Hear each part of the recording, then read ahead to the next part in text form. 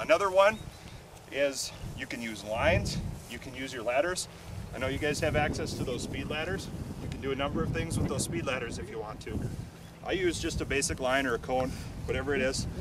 What I'll do is I'll just work one out, one in, one out, one in. So that way you have a line to give them a judgment that they cannot cross over. If you have a kid that's really having a hard time with that crossover piece, you just say, okay, I need to shuffle, put one foot on the line at a time. Okay, so go ahead and give it a try. I don't understand. Okay. Yep, just go one to the line, one to the line. And then I'll show you how to step this up a notch.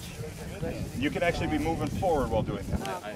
Yep, go ahead and move forward while you're doing that. So you can just kind of work towards me. So that's helping with... The line is just simply to give you kind of a shot or something so that the kids know I got to put my foot. So on that one, Dave, instead of going, you know, shuffling like this, see if you can have them bring it together like this. Because what's happening there is we were talking about the overloading. If you're taking this giant leap here, all my weight's going to be falling over that way. If something happens and goes over there, your weight's now going way too much over that way. So if you take a little short hop, at least I'm only a half a step this way. I can still burst that way if I really need to. So just watch that overloading. It almost looked like that your foot was landing on the line before your other foot was. Yep. Yep. Yeah, what I was doing. See how I take off? I'm actually in the air. Right. And that's what I'm doing it. Yep. So it almost sounds like your foot, the line foot, is landing before the outside one, just a skosh. Yep. Yeah. I mean, this the key thing is just. And you can tell them, you can only have one foot on the line at a time. That's going to allow them to get up and get out and going. Because what's happening is youth keepers, this is another thing that you'll see on youth keepers. They don't have a lot of lateral movement when they first start playing keeper. Youth keepers, a lot of times, they have a bad habit of just going boom and falling over. Well, there's a lot of time from 1001, 1002 to fall over, or they go up and out. Up and out, that's when they get hurt.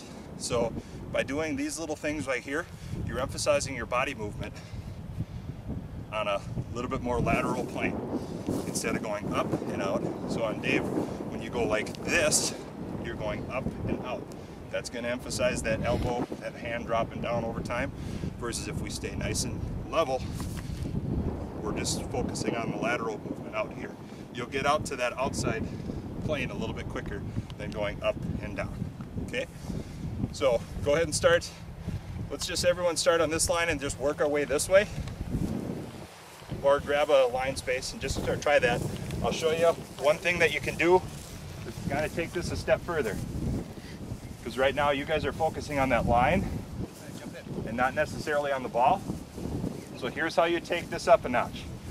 Okay, now you guys are used to it. Now me as a coach, I'm going to go like this. I'm going to start training those brain smarts. I'm going to go like this. You got to say right or left hand is open. My right. All right. You guys figure that out. Okay, ready? Right. Or left. Left. Right. Left. Down. Right. Left. Right. Left. Right. Okay. So the reason I was doing that is if they're so focused on that line and they got their head down and they're so worried about playing, you know, what are my feet doing down here, they've really forgot their whole purpose. Right, because now they're not. Which is, I got to watch that ball, just let my feet do what they're supposed to do. So we're trying to train their brains a little bit. We know what our feet are going to do. We get the luxury. We don't have to play with the ball at our feet.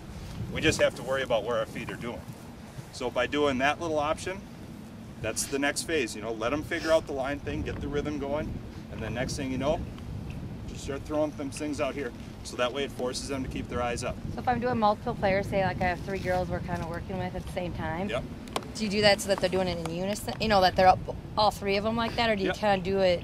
Yeah, I mean, we had, you know, the entire conga line going on Okay, there. so that's fine. You can do multiple keepers all at the same time. Okay. I mean, it's a really, keeper training can be very efficient. You can train, like for, take for example, Sean. You can have an entire practice. Everyone's playing keeper today. That's all we're doing today. You know, because we said the last 2 sessions, one topic, one relative topic. One topic on goalkeeping is we're just going to play goalie today. And it's If nice I was for running the- a goalkeeper session, I would have a topic. Today we're doing this. Yeah. But when you're running a goalkeeper session, everyone's just getting familiar with the position. Well, that way no one's scared when you have to throw somebody in. They at least Well, and have as all we done it. were saying with the training model as well, we don't start specializing keepers until you get to that 12 to 13 age bracket. So if you have 9s, 10s, 11s, everyone has to have an opportunity to play that position. Give them an opportunity to figure it out. But at the same time, that means you have to have a training session for your team sometime along the line, preferably in the preseason, to give them some basic knowledge of pieces of the game. So one thing I was going to mention, did you notice I went from here to down here? So again, you got to kind of get them used to looking in a couple different spaces so they're ready for the ball. Okay, so that was just a basic one on the footwork.